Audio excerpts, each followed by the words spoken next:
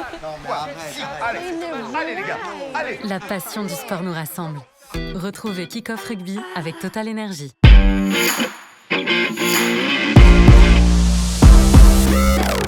Bonjour à toutes, bonjour à tous, bienvenue dans Kick-Off Rugby. On fait corps ensemble pour entrer dans le week-end en ce retour du top 14 pour m'accompagner en plateau. Il a l'habitude d'être à ma place tellement qu'il y a encore son odeur sur le siège. C'est un homme de caractère, mais à la cheville fragile. C'est Théophile Harley. Salut Théo. Salut Yanis, salut Tristan, Comment ça salut va à tous ceux qui sont là dans le chat. J'espère que l'odeur est bonne. Oui, l'odeur est très bien. Ça fait quoi d'être à ma droite? Ça enlève un petit peu de pression, un peu comme un numéro 10 qu'on replace au centre. Voilà, on va parler de positionnement, on va parler de poste, la transition elle est toute trouvée. Donc voilà, c'est pas plus mal. D'accord. À ma gauche, son amour pour Baptiste Serin n'a d'égal que celui de Rassi Erasmus pour les combinaisons farfelues. Il revient de superbes vacances où il n'a pas passé le pas de sa porte. C'est Tristan Fayère. Salut Tristan. Salut, ce sont les meilleures vacances. Des fois, il faut savoir aussi se ressourcer tranquillement chez soi. Puis il n'y a pas trop de soleil, donc j'ai bronzé comme Théophile finalement. Une description n'a jamais été aussi vraie. Et puis du repos surtout, puisque t'es un bourreau de travail, on te connaît. Il y avait Steven Capilla, le Stakanovic de Wilkinson la semaine dernière. Toi, t'es un peu pareil. Exactement, je ne me comparais pas à Esteban Capilla, mais c'est gentil de ta part. Salut capillaire à la limite. Bravo, putain, vous êtes en forme là, vous êtes en grande forme. Bon, vous l'aurez compris, ça va se brancher pas mal durant cette émission. Une émission avec un programme chargé. Bien sûr, il y aura le débat. Peut-on changer de poste durablement dans le rugby? On accueillera un certain joueur de top 14 que vous connaissez bien dans quelques secondes.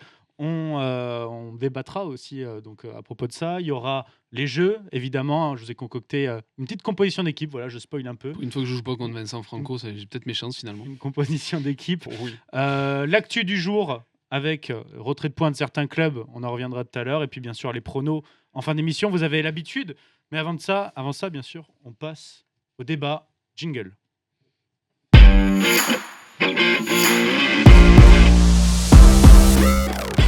On part de vacances et t'es Claire Chazal toi maintenant. Oui, Tu présentes ça d'une main de maître. Peut-on changer de poste durablement dans le Faut le rugby? croire, visiblement t'es passé de chroniqueur à présentateur. Donc J'ai bien aimé le teasing sur on recevra un certain joueur de top 14. C'est marqué dans le titre, dans l'alerte, tout le monde est au courant. Mais bon, voilà, on surfe un peu sur la. Ouais, on essaie de mettre un peu de suspense, tête de suspense, tu sais, avec toujours les sourcils un peu froncés. C'est comme ça. Peut-on changer durablement de poste dans le rugby? C'est la grosse interrogation qu'on se pose. Et qui de mieux pour répondre à cela qu'un joueur qui veut changer de poste, ou en tout cas qui est en pleine transition pour le faire? C'est Christopher Telefoy, le talonneur ou pilier droit de Montpellier. On ne sait pas trop comment te présenter. Salut Christopher. Salut. Comment tu vas? T'as la forme? En tout cas, merci de me recevoir. Bah écoute, tout le plaisir est pour nous. Un grand merci à toi. Il faut dire que Christopher, puisqu'on ne cache rien, a accepté aujourd'hui même de venir dans cette émission. C'est dire ta réactivité. Merci à lui. Donc bravo. Et du coup, pilier droit ou talonneur? Avec plaisir. Comment on te Comment on présente? te présente? D'expérience talonneur, mais de futur pilier droit, on va dire. Très bien. C'est bien de l'ambition. Oui, puisqu'il faut raconter du coup aux gens pour commencer pleinement dans le débat. Il y a un an tout pile, tu déclarais être intéressé pour jouer pilier droit, toi qui es talonneur, qui a toujours évolué au talon. Qu'est-ce qu'il en est maintenant? Où est-ce que tu en es dans cette évolution? Disons que avec les années, j'ai acquis l'expérience des trois postes. Même si j'ai très peu joué à gauche, j'ai toujours dans la classification, enfin pour la faire un peu courte, dans la classification tu sais, il y a une classification au niveau des taux de gravité sur les cervicales.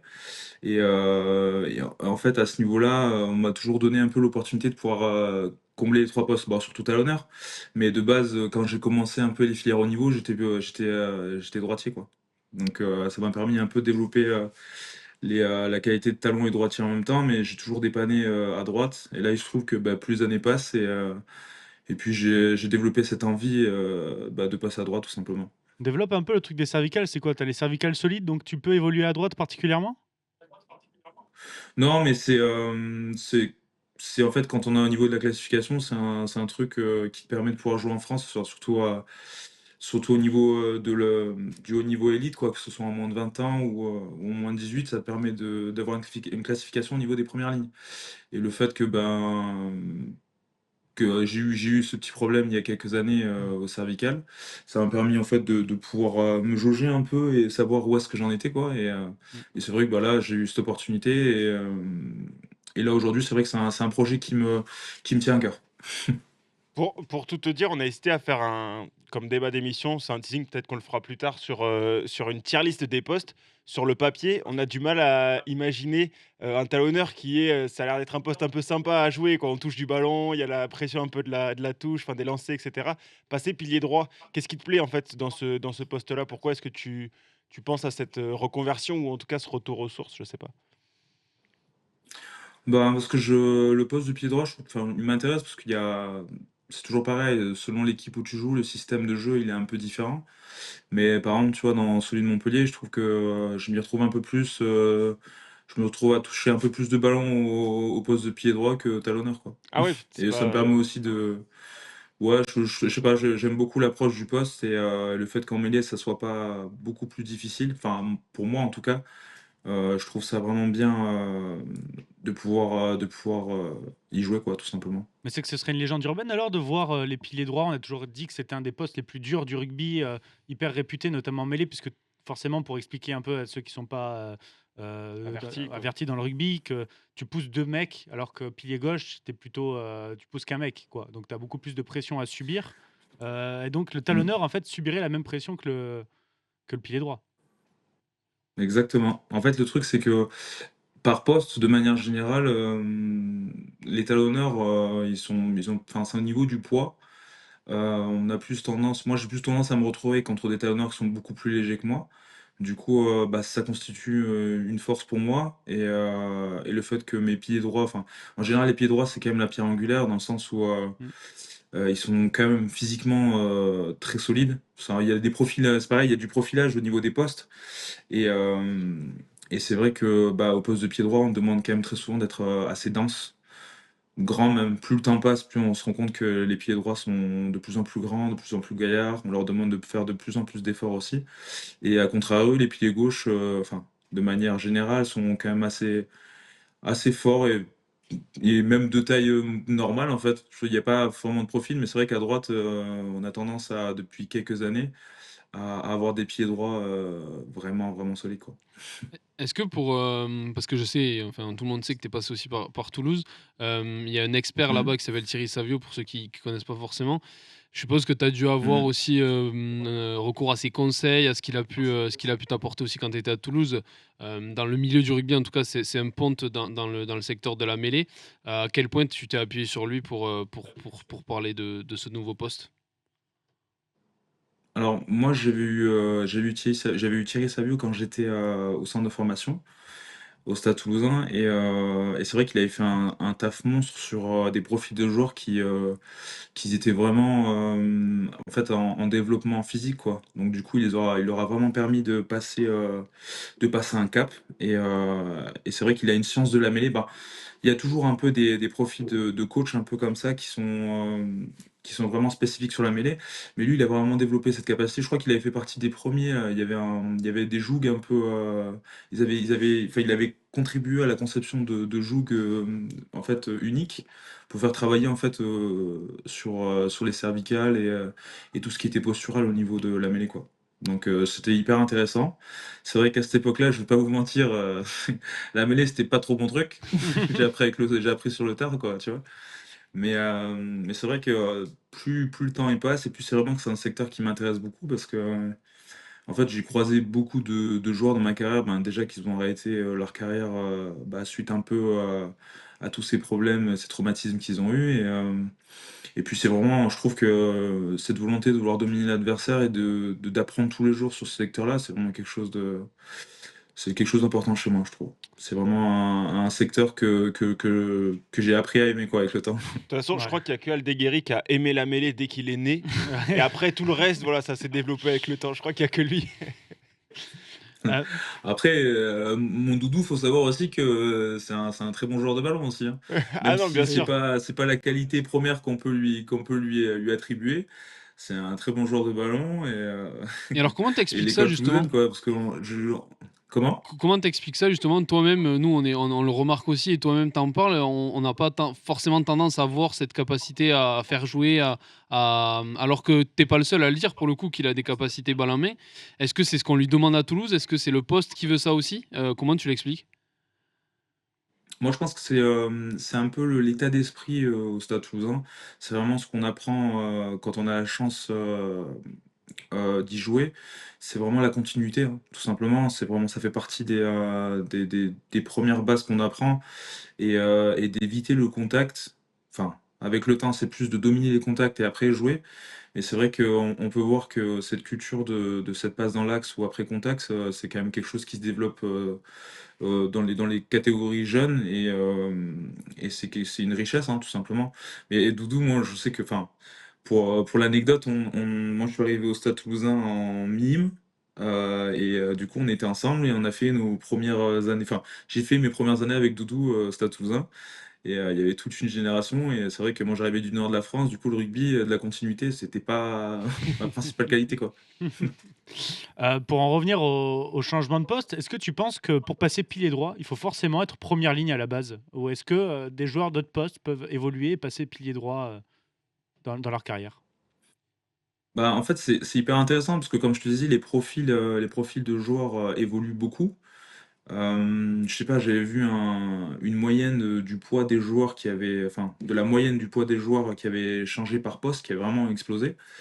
Et c'est vrai que, par exemple, au poste de pied droit, il y a des joueurs de seconde ligne aujourd'hui qui pourraient jouer à ce poste-là, mais c'est vrai que ça demande un effort, complètement différent. Moi, par exemple, pour ma part, j'utilise mon expérience, quand je sais que je vais préparer un match au poste de pied droit, je sais que les courbatures, milieu de semaine et fin de semaine, elles seront différentes. Mmh. Ah ouais. Et ben justement, Ah oui, complètement. tu parles des deuxièmes lignes qui peuvent évoluer, pilier droit. On a parlé, nous, de Tulagi dans les semaines, précédentes. Est-ce que Tulagi, Pozzolo ferait un bon, pilier droit? Qu'est-ce que tu en penses? Est-ce que tu penses que son profil peut être adapté? Et qu'est-ce qui serait le plus dur pour lui à appréhender en tant que deuxième ligne pour évoluer à ce poste? Ouais, parce que la mêlée, c'est quand même un secteur, c'est quand même un secteur particulier. C'est vraiment spécifique. Genre les joueurs de première ligne, c'est une vraie confrérie, quoi. Donc, il y a vraiment cette difficulté. Bah, déjà, il y a le placement. Le placement en tant que seconde ligne et en tant que pied droit, il est complètement différent. Mais il y a aussi le fait de cette pression qu'on a sur cette pression horizontale qu'on a, enfin, qu'il n'y a pas beaucoup de joueurs, à part les premières lignes qui la comprennent. Cette pression sur les cervicales, sur les épaules qu'on met juste avant de rentrer, c'est quand même une pression particulière et c'est vrai qu'il faut être armé déjà physiologiquement pour la tenir et puis l'expérience aussi elle vient et comme dans tous ces secteurs qui font que ce sport est magnifique, il y a des spécificités et il y a du vice, quoi. Donc c'est un peu ça, avec le vice vient avec l'expérience et des fois c'est vrai que la nature aide beaucoup certains joueurs à développer des capacités physiques qui leur permettent de dominer tout simplement son vis-à-vis sans avoir besoin de beaucoup d'expérience, quoi. Ouais. Monsieur, vous voyez, Tulagi, autour de la table, pilier droit? Parce que c'est vrai que c'est dans les gènes, les Tulagi. Il y en a qui ont évolué à l'aile, il y en a qui évoluent au centre, il y en a qui évoluent troisième ligne centre. Le voir pilier droit, ça Bon, vous enfin intéresse? là, je vois pas quand même Pozzolo filer en mêlée quand même, hein. Non, mais alors pour le Ah coup, ouais. je suis pas un expert de la mêlée, mais j'ai l'impression quand même, comme le dit Christopher, que c'est un truc, ça s'apprend quand même jeune. C'est dur je pense que c'est plus dur de le découvrir sur le tard. C'est quand même quelque chose qui s'apprend en jeune, par le positionnement, par de l'habitude, etc. Je pense pour le coup qu'il a le profil parfait, parce que comme l'a dit Christopher, il est grand, il est massif au possible, etc. Maintenant, c'est pas mal de capacités techniques, de skills, comme on dit. Les skills, c'est pas que des chisteras et des jeux au pied, c'est des vraies aptitudes. Et je sais pas si ça s'apprend aussi, et en plus au très très haut niveau, quoi. C'est-à-dire que la moindre, entre guillemets, erreur de placement, etc., ça peut te coûter très cher. C'est des mecs en face qui sont rodés, qui ont l'habitude de jouer à ces postes-là. Si toi, t'arrives pas prêt, ça peut vraiment être compliqué. Maintenant, il peut compenser par sa capacité physique qui est hors norme, mais je pense qu'il faut pas si ça arrive, il faudra pas en attendre beaucoup dès le début parce que, Ouais, mais Est-ce surtout, que c'est pas gâcher son potentiel aussi, non? en fait, c'est où la décision aurait pu être prise plus tôt. Mais bon, après ça, après coup, c'est facile de dire, ah, il aurait dû jouer ça, j'aurais dû jouer ça.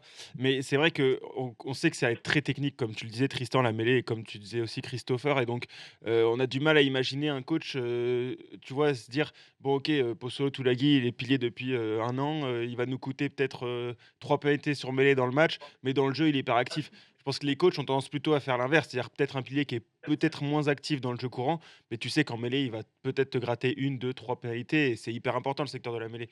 Et ça a l'air tellement technique qu'on a du mal à se dire qu'un mec comme ça, à 20 piges, il est capable, enfin, déjà en niveau top 14, de changer de poste et de passer pilier, quoi. Et c'est pas exactement le même cas de figure que toi, Christopher, parce que c'est pas talonneur à pilier, c'est pas un poste de première ligne à un autre poste de première ligne. Là, tu montes d'un cran, quoi. Et puis il y a aussi le vice au fait Après, que moi, tu peux avoir. franchement, Ce qui- comme je te disais, honnêtement, je vous arrête tout de suite, hein. Franchement, pour Solo, si vous lui brisez sa carrière, vous mettez-le à droite, hein.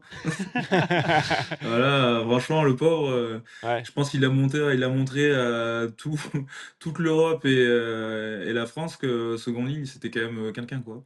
Et est-ce que et aussi, pour parler un peu de l'aspect mental, parce qu'il y a enfin mental plus que le vice, mais c'est une psychologie d'être première ligne.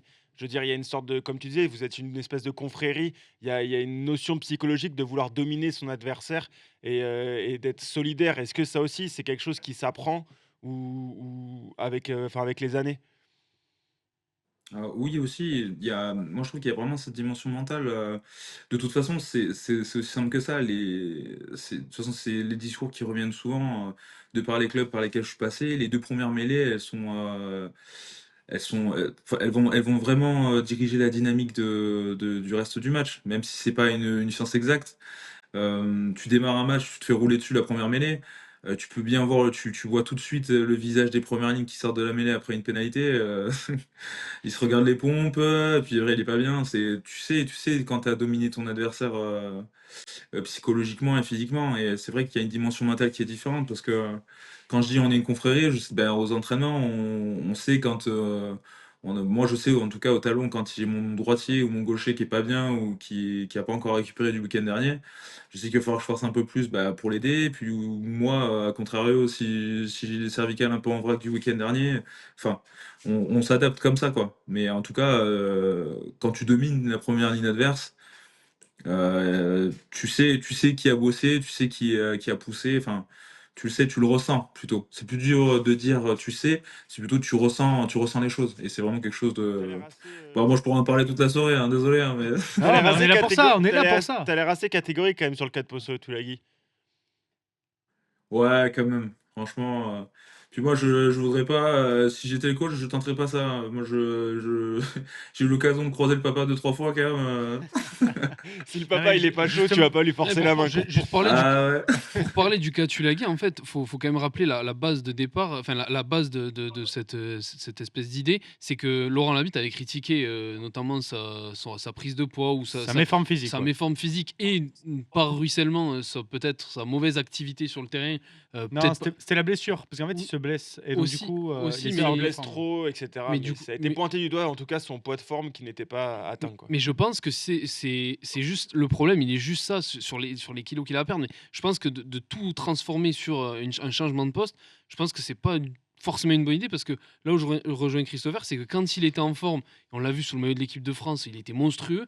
Il faut pas non plus avoir la culture de l'instant et dire ok bon là peut-être parce qu'il est trop lourd et qu'il avance ou qu'il se blesse rapidement ou que X ou Y raison on veut le changer de poste. Non, faisons en sorte qu'il soit dans les bonnes conditions physiques et peut-être en l'aidant à lui aussi pour se remettre comme il faut physiquement.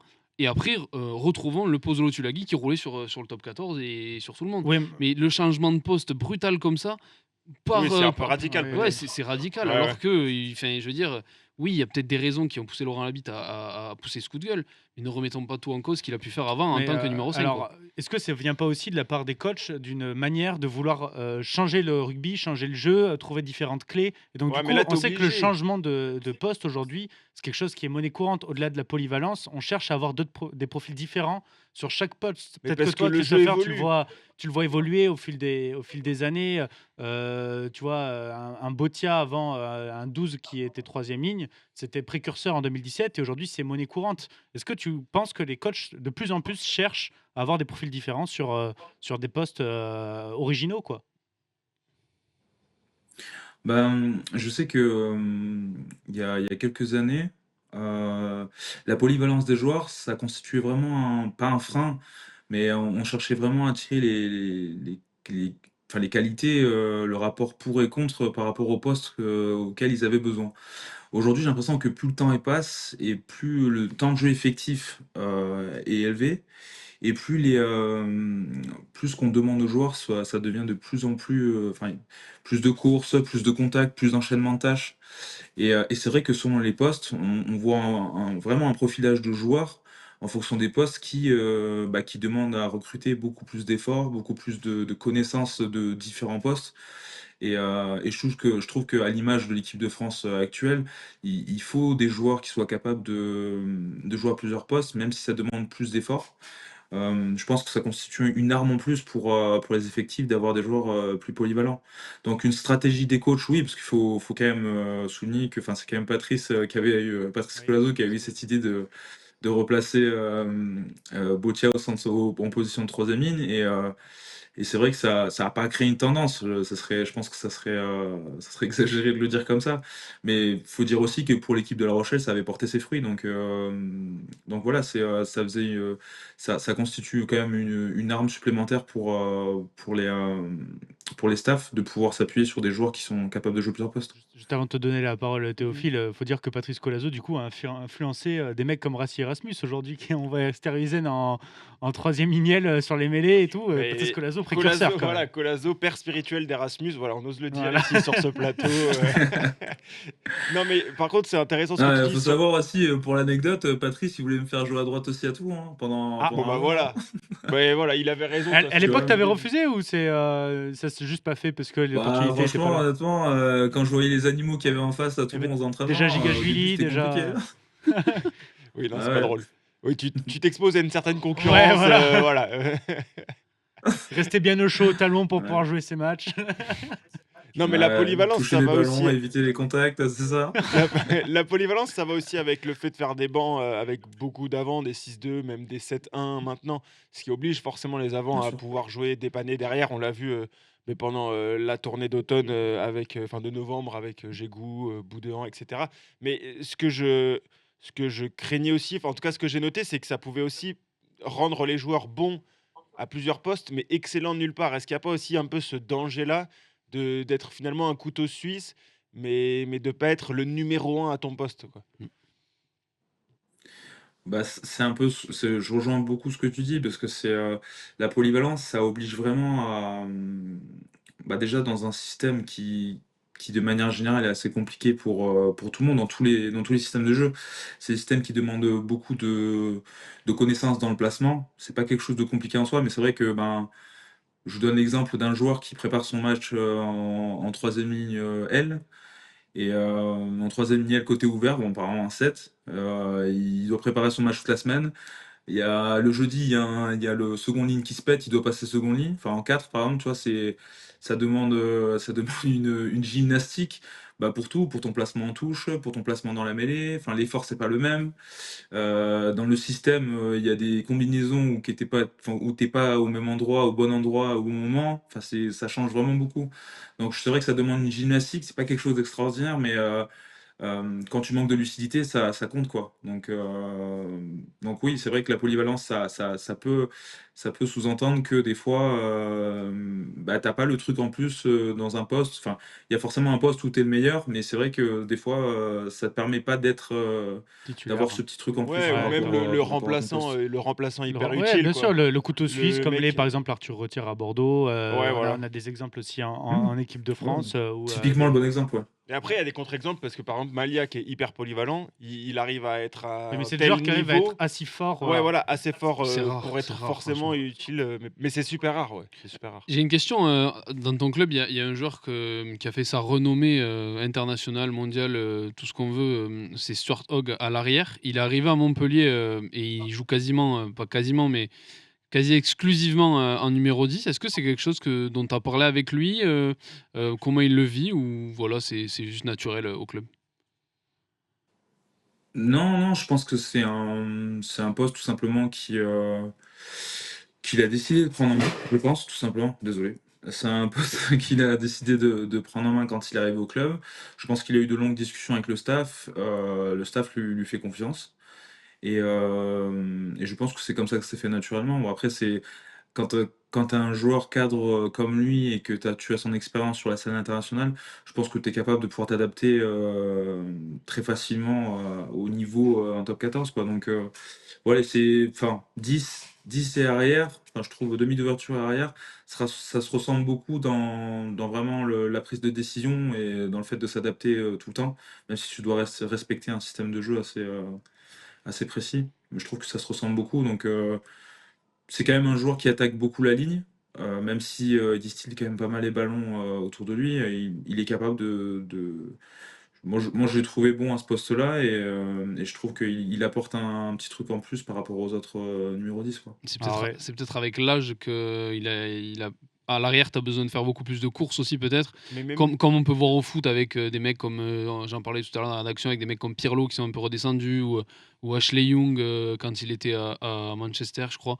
Avec l'âge, tu changes un peu de poste et tu t'évites, tu t'économises des courses. Peut-être que de passer de 15 à 10, il l'a aussi vu comme une aubaine, quoi. mais lui, je l'avais interviewé avec Simon Valzer qui couvre Montpellier pour notre journal. Il avait dit que c'était vraiment son souhait, comme tu le disais au début, c'était vraiment enfin, il aimait bien ce poste et il avait à cœur de pouvoir justement développer cette possibilité-là en tout cas. Ouais, et puis avec l'âge, beaucoup plus de palette technique. On nous demande dans le chat, est-ce que tu pourrais jouer au centre? Qui, moi? Ouais, toi ou Ah, Célébazio c'est un d'ailleurs. rêve de gamin, hein. C'est un rêve de gamin. Bon bah voilà, dans la tier list, Ah, tu c'est un rêve de mettrais, gamin, tu hein. mettrais le poste de centre un peu plus haut que le poste de talonneur du coup, si tu devais faire une tier list des postes. À vous. Franchement, en toute humilité, quand même, au centre, enfin, pour avoir été soumis à la data, ça demande beaucoup de courses quand même, hein, franchement, hein. Mais d'ailleurs, Il y a Mais c'est pas tant la course, c'est vraiment l'aspect attaque-défense, le fait de switcher aussi rapidement. Enfin, je donne notre exemple à Montpellier, on a des centres qui sont capables de jouer à plusieurs postes. Et c'est vrai que bah, franchement, quand j'étais gamin, c'était le poste rêvé, quoi. Et je trouve ouais, qu'un été, j'ai pris un peu trop de poids et du coup, je suis passé un peu plus devant que prévu, quoi. Mais justement, on en parlait un tout petit peu avant l'émission. Il y a ton frère Célébazio qui était donc formé Ouais. troisième ligne et qui, une année, ils ont essayé de le faire passer au centre parce que j'imagine qu'ils pensaient qu'il n'était pas assez grand pour pouvoir faire une carrière en troisième ligne. Est-ce que tu te souviens de cette époque-là? Est-ce que tu te souviens comment ça s'est fait, etc. un petit peu? Son avait Pôle France, je crois qu'il Ouais, bah avait. surtout que ce qui est drôle, c'est que bah, du coup, mon frangin, il est passé par une période de Seven aussi. Mmh. Donc, il avait fait le Seven développement et tout. Donc, il avait vraiment le profil adapté, quoi. C'était un troisième ligne hyper explosif. Bon, sans lui lancer des fleurs, on était un peu dans le profil de l'époque, un peu Hardy Savea, tu sais, quand il faisait du Seven. Oui, quand Genre Ouais. très dynamique, très fort dans les contacts, une aisance dans le jeu au sol. Et, ouais, c'était vraiment une qualité première chez lui. Et du coup, je crois, si je dis pas de bêtises, je crois qu'il avait fait un tournoi ou un 6 nations en moins de 20. Je crois qu'il avait fait au centre même. Ouais.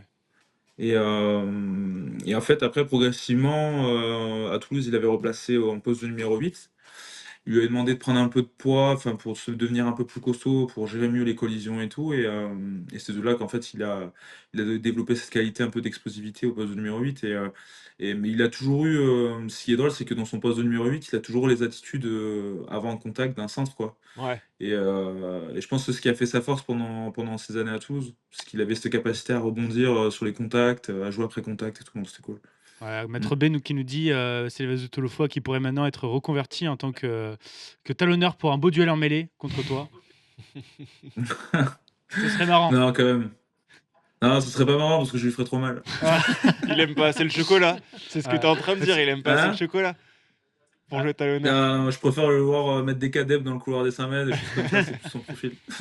Non, mais c'est vrai que maintenant, les mecs polyvalents, on les compte plus. À Montpellier aussi, il y a un pilier droit qui s'appelle Wilfried Montpatin qui a joué en 8 avec le Sénégal, d'ailleurs, il y a pas si longtemps.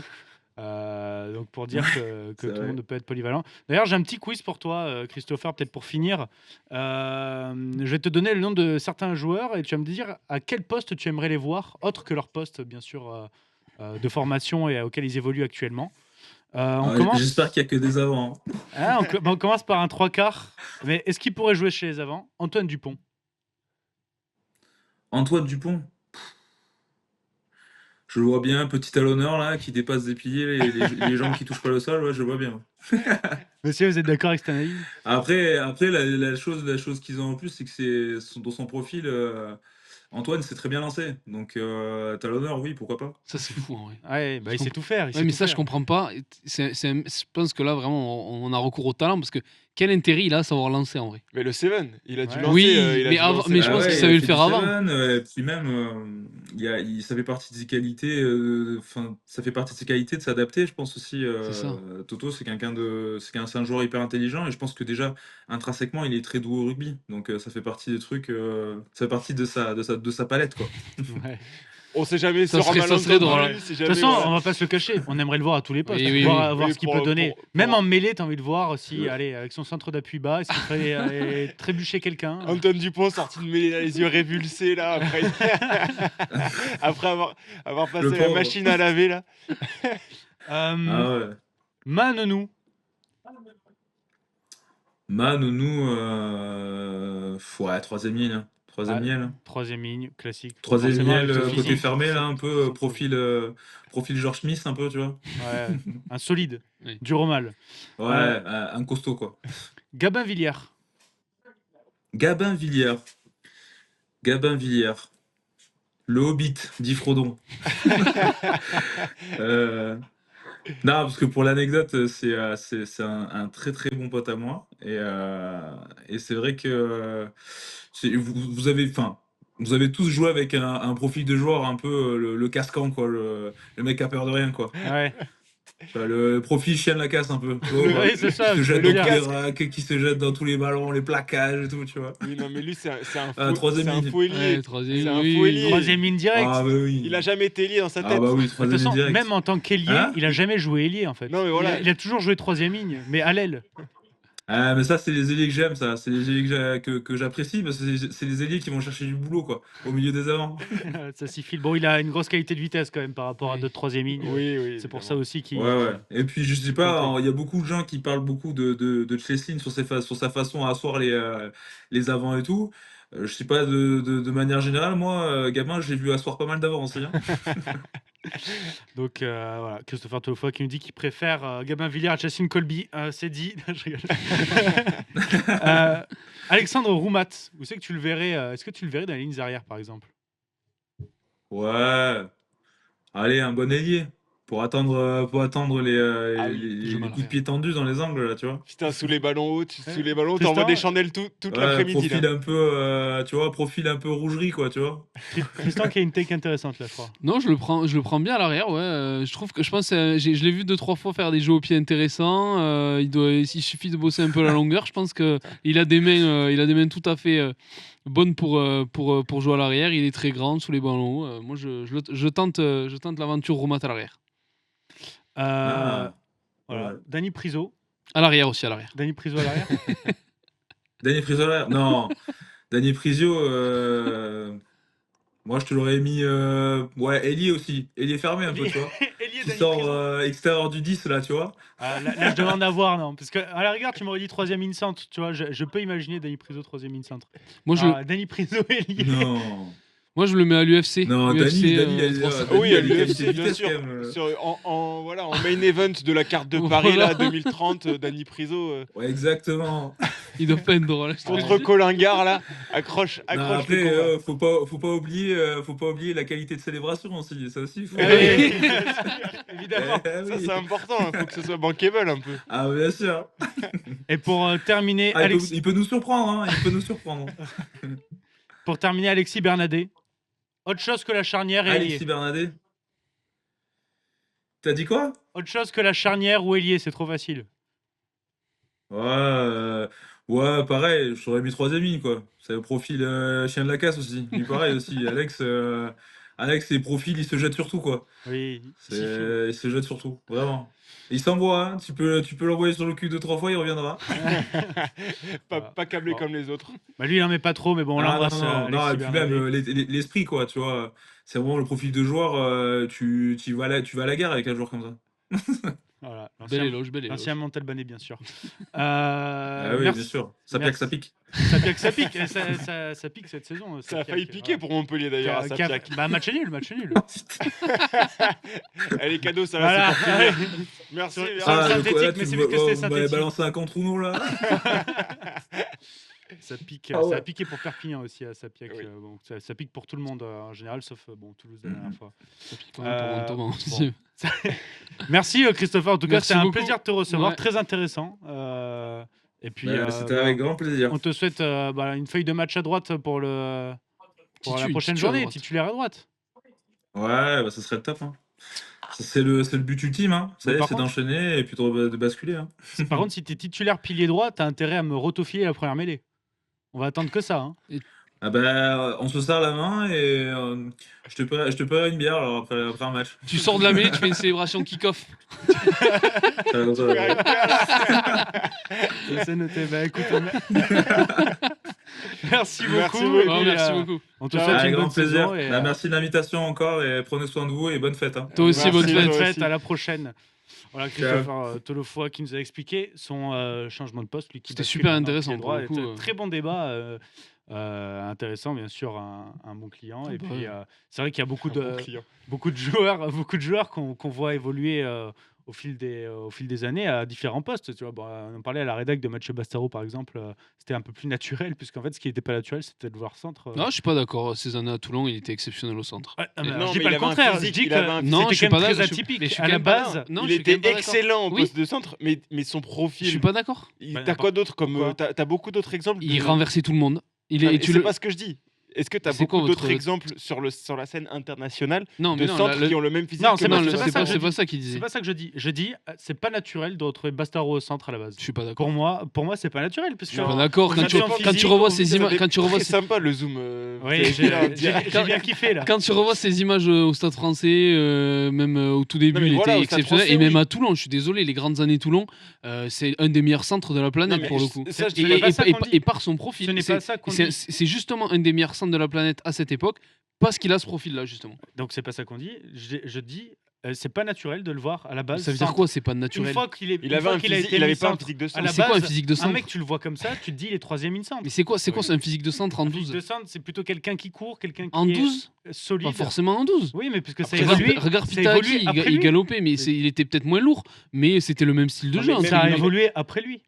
Après Bastaro, parce qu'il a fait partie des gens qui ont fait évoluer ce poste. Ah oui, d'accord, mais naturel, ça veut rien dire naturel. Non, mais pour c'était une le coup. anomalie à l'époque, en tout cas. Son Comme physique Lomo. Ah oui, était mais une assez- bonne était anomalie, une assez- anomalie Comme Lomo, positive. Lomo Ah, mais était une anomalie. visiblement, Oui. c'était un très bon choix de carrière parce qu'il a eu une carrière assez Exactement. incroyable. Oui, donc, oui. Et qu'il a fini troisième ligne quand même. Oui, Avec mais là, un- c'était plus par la force des choses et Oui, tout ça, oui, les avec Toulon. blessures. C'était moins décidé comme. Mais parce que reconversion. j'en reviens, il avait beaucoup moins de gaz que quand il était 12. Et quand il était 12, il avait un gaz de fou, il a renversé tout le monde. Et surtout, il avait cette complémentarité de grattage avec Armitage qui lui permettait de récupérer des pénalités à tous les coins du terrain avec lui et Armitage. Voilà. Nicolas Beck qui nous dit qu'à l'époque, les demi-mêlées lançaient. Donc je pense que c'est par rapport C'est vrai, à oui. Dupont. Non, mais c'est parce que. Non, mais oui, c'est vrai qu'honnêtement, les demi de mêlée sont souvent les options numéro 2 en général pour lancer, quoi. Non, mais c'est pas rare. j'ai quand jamais on- eu- je quand l'avais t'as une vu, bonne hein, si passe, jamais en vu général, Dupont tu lancer. sais bien lancer. Non, mais les J'ai un numéros. doute. De quoi J'ai un doute de Dupont Si, qui je lance en pense, match. mais c'est déjà À 7, arrivé. à 7, à 7. Non, Non, mais non, à autre, 15, à 15. Mais non, J'ai- mais à 15, quand le Non, talonneur. on l'a il- vu à l'entraînement. L'entraînement du 15 de France notamment et à Ils l'entraînement. avaient fait non, une non, combinaison avec Dupont qui lançait, mais non? Il y avait pas un truc mais comme ça jamais en match officiel, je pense. Ok. Mais J'avais un par doute sur contre, ça. Cyril Je pense Bay, que il a t'en sais lancé il rien. y a pas longtemps. Il Oui, y a pour pas le longtemps coup, lui, avec Toulouse, pareil, voilà. c'est officiel, quoi. En gros, que c'est le deuxième lanceur. Messieurs, il a on répété. s'est beaucoup creusé les méninges. Il est temps de se détendre un peu avec un jeu après le jingle. Voilà le jingle qui est Non, mais passé. surtout qu'il y a que lui il y a Oui. que lui qui va se détendre les ménages Oui, pendant le parce jeu. que oui, il a Parce que nous, personne c'est à un se quiz, détendre les nous, c'est ménages. tout sauf se détendre. Le jeu concerne notre invité, Christopher Tolofoy. Ah oui, d'accord. Voilà. Voilà. Vous souvenez-vous de quoi, pardon? J'ai pas entendu. Ashraf qui me parle en régie en pleine émission. Alors là, Mais vas-y, on lance le jingle.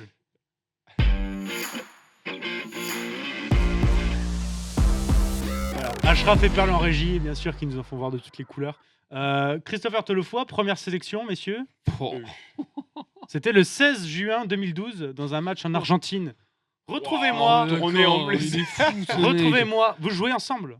J'ai Ouais, pas mais précisé. même ensemble, ramène des gens. Vous Ok, jouez ok. ensemble, vous devez en trouver 10 sur Non, 15. il est en train de voir notre réaction et il adoucit un peu les règles au fur et à Non, mesure. non. À la base, on était contre. On va vous donner Maintenant, les on est initiales. Vous devez en trouver le plus possible. Ok, Voilà, ok. vous devez en trouver Attends, le plus 2000 possible combien, tu dis ensemble. Vous avez le droit à 3 erreurs. 2012 2012. Vous pouvez trouver les Argentins. Je vous conseille pas d'aller sur les Non, Argentins, non, mais non. voilà, le 15 de France Non, mais qui a 2012, perdu 23-20 en Argentine. 2012, c'est le maillot bleu avec. C'est Comme le ça, maillot là. bleu en général, l'équipe de France. Non, mais hein, le ouais, maillot, ouais, ouais. non, mais le maillot bleu ciel un peu avec le truc bleu, blanc, rouge, là, les 3 bandes Adidas, non? C'est pas ça? Ah, je crois que c'est plus tard, ça. Je crois que c'est 2015, ça, non? Ok. C'est le maillot 2015. 2012, Michalak, Michalak qui est remplaçant. Ça compte? Ça compte. Picamol.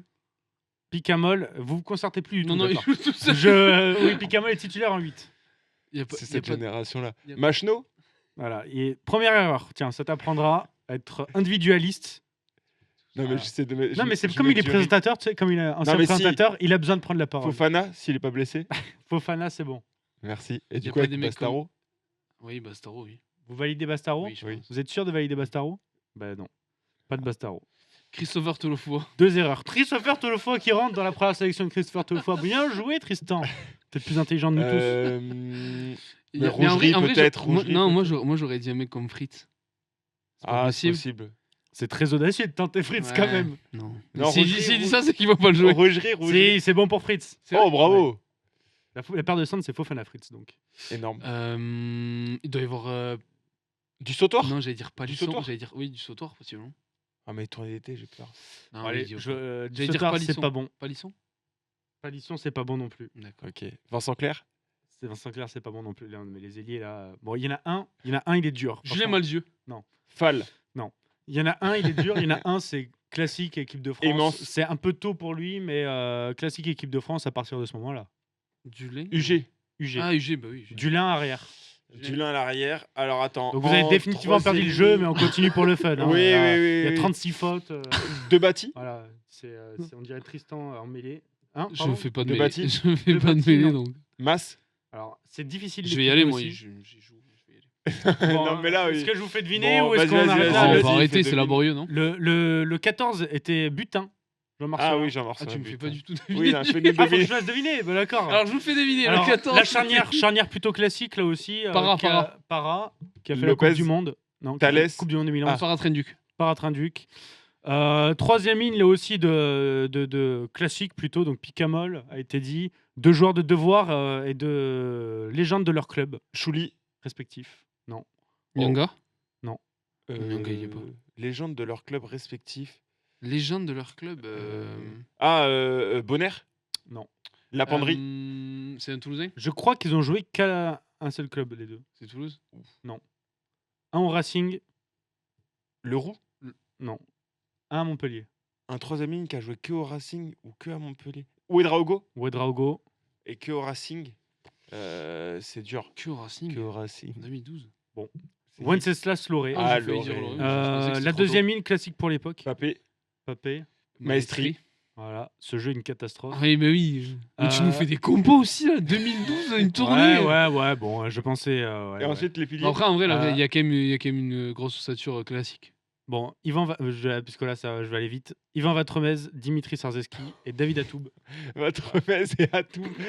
Impossible. Sur le banc. Ah si, de Bati, vous l'aviez dit. Sur le Non, je mais l'ai dit, voilà, Bati, tu nous je l'ai comptes dit, des en fautes, plus. t'es Sur la catastrophique. deuxième T'es ligne. complètement catastrophique, Deuxième t'as- ligne, t'as- vas-y. t'as Deuxième cassé le ligne. jeu, là. Remplaçant. Numéro 18. Lambolé. Numéro 18, qui pourrait être numéro 18 en 2025. Tao. Tao. Romain Tao était déjà. Oh, mais comment Ça c'est c'est possible? énorme. C'est énorme. Numéro 19, troisième ligne de Clermont, qui a dû arrêter en raison de commotion. Ah, Ah. mais il a dit. Bonner. Non, La non, Penderie. non, La non, Penderie. il l'avait Je l'ai dit. dit, je Ah, l'ai tu dit. l'avais dit, d'accord, pardon. Tu ne comptes pas les trucs qu'on dit. en Et fait. le dernier, numéro 23, est un joueur de la ligne arrière Oui, qui aime bien philosopher en ce moment. Mermoz. Maxime Mermoz. Bravo. Voilà, Ok. c'était la petite, la petite Non, mais on période sentait que ludique. c'était- voilà, non, mais il n'y avait pas une Donc inspi bien énorme sûr, sur le Nicolas jeu. Beck dans le chat qui avait toute la compo, t'es une star. Loré a joué à Biarritz, on me dit, bah oui, écoute, c'est pas marquant, c'est pas marquant. Oui, Loré, il a Bien joué sûr, à Biarritz, en plus, et c'est du un côté assassin. argentin, Maillot, Urda comme Pieta. ça. Urda Pieta, bien sûr, Oui, du on va côté pas faire un argentin. combat. Non, bah allez, on voilà. va passer. Il y avait vraiment du monde. On va passer à la suite. On passe aux actus en mêlée. Allez, on passe aux actus en mêlée, après le jingle. Bravo à Ashraf qui se tient prêt désormais pour Pour le jingle, alors Ils en sont actu... deux en régie, hein, c'est quand Ouais, même. oui, C'est fort. non mais c'est une émission particulière. On a passé un On level, sent hein. il y a 2 présentateurs, 2 mecs en régie, Et deux consultants, 2 regarde. consultants, puisque bien sûr, le nounours, Juste lourd. juste l'ours Bon. qui est avec nous. Bon, bref. Les actus en mêlée. Alors, bien sûr, l'actualité bouillante de la semaine, ça a été les sanctions prononcées par la commission de discipline et de régulation du rugby français à l'encontre de 4 clubs, dont un de top 14, qui est le Stade Toulousain. 4 points de retrait, dont 2 avec sursis pour les Toulousains. Une amende de 45 000 €, dont 15 000 € avec sursis. Ça va être beaucoup de chiffres, mais je vais continuer avec Biarritz, qui a pris 6 points, dont 4 avec sursis. Une amende de 25 000 € et 5 000 de sursis. Béziers, 4 points, dont 2 avec sursis, amende de 20 000 €, dont 5 000 avec sursis. Et Dax, qui a pris le plus cher avec 12 points, dont 3 avec sursis, une amende de 7 000 €, dont 2 000 avec sursis. Et la Messieurs, démission d'un président. Voilà, c'est Ça faisait c'est partie passé des beaucoup de choses, notamment à Dax cette semaine. Est-ce que vous pensez que ces sanctions bouleversent un peu le rugby français? Non, c'est un Non, peu il y en fort, a eu hein, d'autres, des bouleverse. sanctions. Donc, pour rappel, il y a des- Grenoble, ils en ont pris aussi par le passé. Je veux dire, c'est pas la première fois que ça arrive. Là, j'ai l'impression que ça fait plus de bruit que d'habitude parce que Parce que ça touche Toulouse. le Stade Toulousain et que c'est un club qui fait beaucoup parler. Mais je sais pas si ça révolutionne ou ça bouleverse le monde du rugby. Ça bouleverse Dax parce qu'il y a des retombées, il y a un changement à la présidence du club, il y a des joueurs qui ont menacé de faire grève, etc., etc. Mais à l'échelle du rugby français, non, ça révolutionne pas. Tristan, toi aussi, tu penses que ça change beaucoup? Alors, il y a des changements au classement, hein, c'est tout bête, mais Oui. sportivement, Pau passe premier du top 14 devant Toulouse à la différence de points particulière. Dax, Béziers et le BO sont maintenant sous pression, 12e, 13e, 14e du championnat. C'est Béziers là, qui oui. avait fait une belle remontée après avoir déjà été sanctionné en début de saison. Mais Dax aussi, hein. Parce que Dax, ça les remet dedans. Parce Oui, c'est ça, Dax. Ah oui, Dax c'est Béziers. Ah, pardon, oui, Dax qui Ouais. était déjà à moins 6, je crois, avant Oui, le début de la c'est saison. ça. Qui est Ils avaient célébré quand ils s'étaient repassés dans le positif et tout ça en début de saison, c'était marrant. Mais donc, ça change aussi beaucoup de choses sportivement. Non, oui, Bah oui, sportivement, après, enfin, il y a eu une espèce de lancement de comment ça s'appelle de menace de grève des joueurs. C'est quelque chose qui, pour le coup, moi, je me mets vraiment à la place des joueurs. Tu te bats toute l'année pour essayer de t'en sortir, etc. Puis on te remet la tête sous l'eau. Pour le coup, je comprends que ce soit quand même très difficile à vivre. Maintenant, t'as pas d'autre solution que de. Et même si c'est pas ta faute, même si c'est peut-être la faute de tes dirigeants, etc., t'as pas d'autre choix que de te remettre au turbin et essayer de sauver le club, parce qu'au final, la seule mission maintenant, c'est celle-là. Après, je peux aussi entendre qu'il y ait des joueurs qui soient découragés, qu'il y ait des joueurs qui aient plus envie forcément de. Voilà, quand tu fais les efforts et que tu vois derrière que tu es sabordé, entre guillemets, et puis que tu perds des points, ben forcément, ça te rend pas heureux. C'est-à-dire Mais, que derrière, oui. derrière, il va falloir que la nouvelle gouvernance du club soit solide, quoi. Parce que il faut justement réussir à remobiliser un peu tout ce monde, arriver à redonner confiance au groupe au groupe en la direction. Mais ça fait penser Et un peu puis- à l'Espagne pour les qualifs de Coupe du Monde. C'est ça. Parce que sur le terrain, tu fais le taf, et après, l'Espagne, c'est parce qu'ils avaient fait jouer des mecs Dans qui des étaient pas circonstances différentes, bien éligibles. sûr, hein. Oui, Non, oui. mais ce que je veux dire, dans le côté découragement, C'est dans le ça, pour côté les tu joueurs. te donnes sur le terrain, et à cause d'erreurs. Pour moi, c'est presque pire parce qu'en fait, l'Espagne, c'est une sélection. Là, en club aussi, tu dois convaincre les joueurs de rester ou les joueurs de venir au club. Non, Et bien quand il y sûr. a cette situation-là, c'est compliqué d'assurer un futur sain aux joueurs Et qui on vont comprend que ce soit venir ou qui décourageant, en comptent fait. rester. On comprend que ce soit Oui, décourageant. moi, en fait, dans toutes ces sanctions, au final, moi, je me mets surtout à la place des joueurs, pour le coup, qui, eux, souffrent vraiment de cette situation, se battent sur le terrain, et malgré tout ça, malgré cette remontée, comme tu en as parlé, bah, ça paye pas, on te remet la tête sous l'eau, juste avant les fêtes, tu t'es battu, là, tu sais que tu as une deuxième partie de saison où tu vas devoir cravacher encore plus. Je comprends que ce soit déprimant, et je comprends qu'il y ait des menaces de grève. Après, voilà. Tu peux pas non plus annuler des rencontres, mais rien que le fait de la menace et de dire on va faire grève, ben, je trouve que le geste est déjà fort et se suffit à lui-même. Et visiblement, ça a porté ses fruits, entre guillemets. Enfin, en tout cas, ça Ils ont allait été dans écoutés, la... en tout cas, les Oui, joueurs. voilà, ça allait dans leur sens, et C'est donc ça peut aussi être motif de renouveau et de nouvelles dynamiques, quoi. Mais après, juste un mot pour Toulouse. pour revenir sur le Ouais. Stade Toulousain, Oui. c'est assez abstrait pour le grand public parce que les sanctions, elles sont surtout économiques. Parce Il y a qu'il y a eu retrait de points, déjà, quand même. il y a eu- oui, non, mais il y a retrait de points, mais 2 points, ça Oui, va oui, pas. oui. Je Non. pense pas que la qualification du Stade Toulousain se jouera à 2 points à la fin de la Non. saison. Je ne pense pas. On s'est amusé à le faire. Je crois qu'il fallait qu'ils se fassent retirer 30 points la saison dernière pour sortir du top 6. Je crois que 20 points, ils étaient 4e, je crois. La saison dernière, si tu leur Oui, et retirais puis 20 ça- points. Non, mais la vraie Ça va interrogation, plus faire de la motivation que de chose, t'as l'impression. Ouais, mais là, Oui, 2 points, le ça va discours rien est changer en trouvé, fait, non. je pense. Le seul truc que ça change, c'est peut-être par rapport à l'opinion publique, où on a eu beaucoup Sanctionné. d'articles. C'est ce que etc. déplorait sur le des- club via un communiqué, c'était que au-delà de la sanction, c'était l'image qui était renvoyée par le Stade Toulousain qui posait problème suite à cette Mais affaire. en fait, c'est un peu ambivalent parce qu'il y a d'un côté le grand public qui va se dire le Stade Toulousain il est surprotégé et en fait ils prennent que 2 points alors qu'on entendait parler partout de relégation, La Rochelle ou Bordeaux qui récupèrent leur titre. Enfin, on entendait des sanctions de ouf, quoi. Tu vois, on pouvait s'attendre à ce genre de choses-là. Au final, il y a que 2 points, donc tout le monde dit bon, sanction clémente, le Stade Toulousain est protégé. Et à l'inverse, les Toulousains, eux, qui se sentent, qui s'estiment non coupables, se disent bah, on nous met quand même une sanction et donc ça nous salit notre image. Donc en fait, dans cette situation-là, tout le monde est un peu perdant, quoi. Mais c'est puisqu'aussi c'est une histoire alors très compliquée, ça mêle plusieurs affaires. Voilà, il y a eu un procès, donc on peut pas tout comparer, donc notamment comparer, je pense au Saracens, c'est pour ça qu'il y a eu l'histoire de Ouais, la bien sûr. destitution ou le fait de perdre énormément de points au point d'être relégué. C'est parce qu'il y a l'exemple des Saracens qui avaient dépassé le salary cap avec beaucoup de joueurs et qui avaient perdu, je crois, 50 points au Oui. classement. Non, mais les règles sont pas les 40 mêmes en points pour Angleterre, descendre etc. ensuite Ouais. en Championship.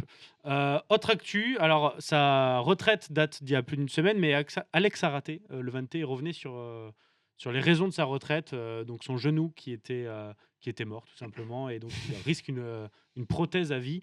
Ça fait quand même 3 20 en peu de temps avec Kostosek et Sacha Valo qui prennent leur retraite prématurément. Est-ce que ça en dit long sur le rugby professionnel ou est-ce que c'est quelque chose qui est propre à Vannes? Non, pour le coup, Je je pense que c'est pense un pas. concours de circonstances. Oui. Ah, même si Kostosek avait pas mal chargé Jean-Noël Spitzer de l'avoir fait jouer beaucoup, le staff en tout cas Vanté, de l'avoir fait jouer beaucoup et pas C'est- l'avoir laissé récupérer. C'est la petite musique qui revient sur le fait que Spitzer, peut-être notamment, et d'autres coachs, que les joueurs jouent trop, même quand ils sont blessés. Ils sont un peu poussés à. Voilà, c'est la petite musique qui revient. Elle est vraie ou elle est pas vraie, j'ai pas forcément la réponse. Maintenant, voilà, je pense que comme Théo, c'est un concours de circonstances. Pour parler de Sacha Valo, que je connais assez bien, lui, c'était le dos. Et lui, c'est des années et des années d'entraînement sur des synthétiques, de voyage à droite à gauche avec le Seven. Là, pareil, c'est l'accumulation de plein de petites choses. Mais je pense tout ça pour dire qu'il faut se rendre compte que ces mecs-là, ok, peut-être qu'ils gagnent un peu d'argent, beaucoup d'argent pour certains, mais voilà, à 30 ans, tu vois, par exemple, Sacha, il peut plus courir. Il est là actuellement, il ne peut plus courir. Lui, une prothèse, tu vois, donc ok, tu gagnes beaucoup d'argent, mais tu arrives à 30 ans et ta santé, à quel prix en fait, c'est ça? Mais c'est un truc de fou. Moi, il y a un truc qui me choque et qu'on a complètement banalisé, c'est que les joueurs jouent tous surstrappés.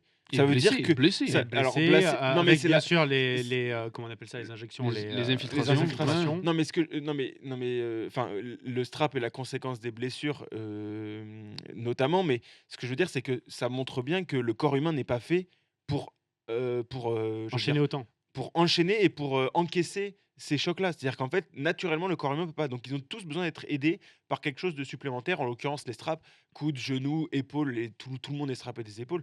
Ça montre juste qu'en fait, les mecs mettent tous leur corps en danger et vraiment au-delà de ce qui est raisonnable, quoi. Et donc, ça, ce sont des exemples malheureux, mais j'ai l'impression que ça va pas aller en s'arrangeant parce que les mecs sont tous encore plus solides. Tout le fois, Christopher nous parlait des moyennes de poids, eh ben, elles sont encore en train d'augmenter. Les mecs vont plus vite, sont plus lourds. Enfin, c'est juste, ça va pas en s'arrangeant, quoi. Ouais, Et la puis, normalisation de jeux sous infiltration, non, mais c'est un truc de j'ai- dingue. Ah, mais c'est après, devenu- c'est devenu c'est assez déjà à l'époque, dangereux. mais je là, trouve. c'est aussi que les physiques sont de plus en plus énormes dans le rugby. On n'est pas les premiers à le dire et on ne sera pas les derniers. Et maintenant, il y a une libération aussi de la parole.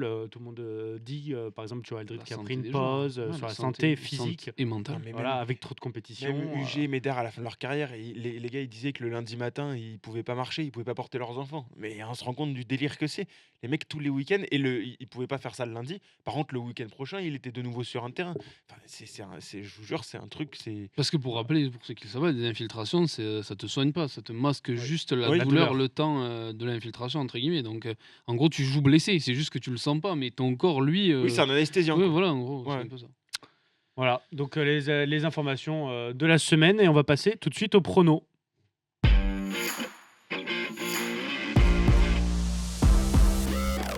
Je vais vous rappeler les 7 affiches du top 14. 8, Il nous annonce un top 16. Voilà. Il nous annonce un On top va 16. pronostiquer toutes les Les rencontres 7 affiches du top 14. Voilà, Non, je vais en donne les choisir, marqueurs mais et tout, si vous voulez. d'abord je dis toutes les rencontres. Le Stade français qui va recevoir le Racing 92 pour un derby francilien. Montpellier-Castres, La Rochelle-Bayonne, Montauban-Pau, Perpignan-Clermont, Lyon-Toulouse, UBB Toulon. Je vous propose d'abord de vous arrêter sur ce La Rochelle-Bayonne qui sent bon la phase finale, qui sent bon les matchs intéressants à Marcel de Flandre. Qu'est-ce que vous pensez? Qui vous donne les vainqueurs, Tristan? Moi, je vais partir sur les Rochelais parce que Bayonne à l'extérieur, voilà, déjà, c'est pas forcément une valeur sûre. Mais je pense que La Rochelle aura aussi besoin de continuer dans ces gros matchs-là, de montrer aussi le visage. C'est à ces occasions-là aussi que tu peux te jauger et montrer un peu ce que tu vaux et surtout où tu en es. Donc, pour le coup, je vais partir sur nos amis Rochelais. Alors pour Ouais, rappel, ouais. les Bayonnais ont sorti de 2 défaites en Champions Cup quand les Rochelais ont perdu contre les Stormers avec une équipe rajeunie, mais ont gagné contre Leicester. Ouais, moi je suis pareil, je vais peut-être miser sur les Rochelais parce que mine de rien, même s'il n'y a pas plusieurs victoires d'affilée, il y a la défaite à Pau, mais ils sont à 14 contre 15 pendant 80 minutes et au final ils font un match plus qu'intéressant parce qu'ils accrochent les Palois, leaders, etc. Mm. Après, il y a la défaite avec une équipe rajeunie, donc qui compte un peu pour rien, et puis la victoire la semaine dernière. Je pense que les Rochelais ils veulent enchaîner et là c'est un peu ce parfum de phase finale, je suis assez d'accord avec toi. Avec l'envie, voilà, devant son public, de faire un match plein, un match que tu joues sans aucun contrôle ou sans se ménager, quoi. Donc je vois les Rochelais solides à Voilà, 2 domicile. victoires de La Rochelle. Paris, donc pour ce Toi, tu te derby. mouilles pas. Je me mouille pas, non. C'est Je pas parce que tu suis- prends je ta suis terre que tu présentateur. peux, Bon, allez. passer là-dessus. Victoire de La Rochelle, bonus défensif pour Bayonne. Très bien. On part donc du côté de Jean-Bouin, le Stade français qui reçoit le Racing 92. Ce sera le match d'ouverture de cette journée de top 14. Théophile, tiens, pour commencer. C'est jamais des matchs simples à pronostiquer, les derbys franciliens. Il y a Mais souvent des victoires à l'extérieur. Exactement. Le déplacement est tellement court que souvent l'équipe qui est à l'extérieur sur le papier l'emporte. Là, cette fois-ci, non. Catégorique. Sec. D'accord. Non, je rigole. Non, cette fois-ci, non, je pense pas, parce que le Stade français, honnêtement, ils sont hyper solides. Les coupes européennes, entre gros guillemets, ne sont pas jouées à fond par le Stade français.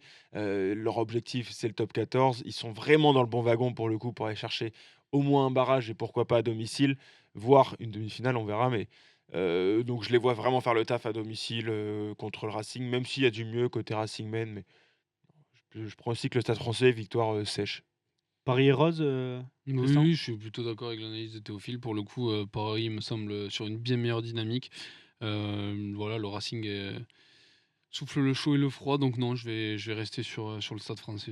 Mais je vois pas trop de victoires à l'extérieur. Hein. Ouais, Je moi, trouve je ça pas pense mal. que le Racing peut quand même embêter le Stade français. Le Racing, tu l'as dit, le Stade français qui jouait pas à fond la Coupe d'Europe. Le Racing a fait tourner 2 fois, tout simplement, et je pense a coché ce rendez-vous parisien. Donc, moi, je mets une petite pièce sur le Racing 92. Allez, je m'enflamme. Allez, c'est parti. Et troisième et dernier match qu'on va analyser, c'est UBB Toulon, bien sûr, le choc du dimanche soir qui sera en prime time. Tristan, toi qui as l'habitude de suivre les Toulonnais, est-ce que tu penses qu'ils peuvent faire le coup à Chabandelmas, une pelouse où ils n'ont pas souvent fait le coup, mais ils ont souvent été accrocheurs? Oui, bah, comme quand il y a une vraie équipe qui se déplace à Toulon, c'est souvent accrocheur. Mais là, Bordeaux, pour le coup, me semble vraiment dans une dynamique ahurissante. Pour le coup, dans le sillage d'un Jalibert que j'ai probablement jamais vu à ce niveau. Puis à Chaban, enfin, en fait, je sais pas comment dire, mais cet UBB à Chaban, j'ai envie de te dire que ça me fait penser au Real à Bernabéu. A perdu contre Pau il y a Oui, 2 mais journées, la oui, mais dernière journée. oui, mais il y a 2 journées. et là ils ont montré en Champions que voilà, c'est monstrueux. Enfin, faut voir avec quelle équipe se déplacera aussi Toulon. Ça va pas mal jouer. Moi, je m'attends à un gros match. Je m'attends à un Toulon un peu accrocheur. Après, voilà, ils ont été secoués au premier match de Champions. Ils ont rebondi contre Basse. J'espère une bonne dynamique pour le RCT. Mais je vois Bordeaux plus fort. Globalement, oui, il y a eu l'accident palois, mais voilà, ça n'arrivera pas à tous les matchs à Chaban. Oui, puis Pau est quand même une sacrée équipe. Aussi. Revanche de la dernière demi-finale, Théophile. Entre Bordeaux et Toulon, ouais. Oui, bah, je vois La même issue. ouais, je D'accord. vois plutôt une victoire de Vous Bordeaux. êtes d'accord les deux là, vous êtes bien trouvés, tiens. Ouais, mais ils sont assez. on attend une surprise éventuelle. Peut-être que si tu pronostiques Perpignan, si tu nous demandes de pronostiquer Perpignan, clairement, on sera pas forcément d'accord. Mais non, mais juste pour un mot sur UBB Toulon, j'ai l'impression que l'UBB a vraiment bien géré son roulement entre Montpellier, puis le déplacement en Afrique du Sud, chez les Stormers. Chez les Bulls, pardon. Puis là, ils ont accueilli les Scarlets. Donc, ils ont bien organisé, on va dire, leur rotation pour arriver avec un effectif suffisamment frais et rodé. Donc, non, je pense pas qu'ils vont faire de faux pas à domicile, en tout cas pas 2 fois de suite en top 14. Tu me parles de Perpignan-Clermont, vas-y très rapidement. Pourquoi tu me dis ça? Tu vois une victoire perpignanaise? Non, mais parce que Perpignan, depuis le début de la saison, on a l'impression qu'ils ont une équipe qui mérite mieux que le classement qu'ils ont. Donc, pourquoi pas là, après cette parenthèse de Challenge Cup où ils ont remporté leur première victoire de la saison d'ailleurs, retrouver le top 14, retrouver son public. J'ai l'impression que Clermont, c'est le genre d'équipe contre lesquelles ils peuvent faire un coup, ils peuvent surprendre sur l'envie. Donc ouais, c'est peut-être... Toi, tu vois un Perpignan, ça, et toi aussi, Tristan? Perpignan? Je sais pas. Franchement, là, j'ai pas d'avis sur ce match. Je le trouve compliqué à pronostiquer. Franchement, je sais pas. Non. Le Veredamouiko. Le Azemaïko. Non, franchement, il est dur à pronostiquer pour le Yatoiko. Allez, nouveau quiz. Vous me dites tous les joueurs qui sont passés par les deux clubs. Mais en vrai, c'est énorme. Il y en a énormément qui sont passés par... Forcément, avec Azema qui a fait arriver beaucoup de... ok, pardon. Georges Beria qui a fait les deux clubs. Du jeu au jeu vraiment tout seul. Du coup, il le fait. Très bien, messieurs. Merci d'avoir été avec moi lors de cette superbe émission. En espérant que ça vous a plu. Théophile, qu'est-ce que tu as pensé alors d'être à droite? Mais figure-toi que je vais dans la continuité. Je confirme ce que je disais en début d'émission. C'est pas mal. Oui. Ça t'enlève un peu de pression. C'est comme si tu étais 10 et tu passais au centre. Voilà. Tu es là, tu te prends moins la tête et tout. Tu n'es pas géré par le rythme de l'émission. Comme on dit, il y en a qui sont faits pour assumer la pression et d'autres qui sont faits pour s'asseoir à côté. Merci, messieurs. Et d'autres pour la boire. On rigole, bien sûr. Merci, messieurs, d'avoir été avec moi. Et puis, vos prochains rendez-vous sur Rugby-Rama, c'est bien sûr toute l'actualité. D'abord sur le site et l'application. Et la troisième mi-temps qui arrivera dimanche. Le MAC national qui ne sera pas là. Ce sera pas mardi, puisque la nationale, bien sûr, est en pause. On reviendra en 2026. Mais Kick-Off Rugby la semaine prochaine. Et puis, bien sûr, les fêtes. Après, plein de surprises qui arrivent sur rugbyrama.fr. On vous embrasse et on vous dit à la prochaine. Salut. Ciao.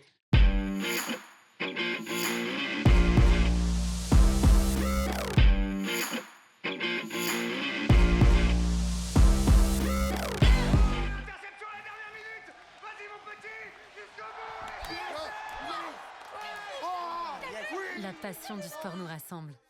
C'était Kick-Off Rugby avec Total Energy.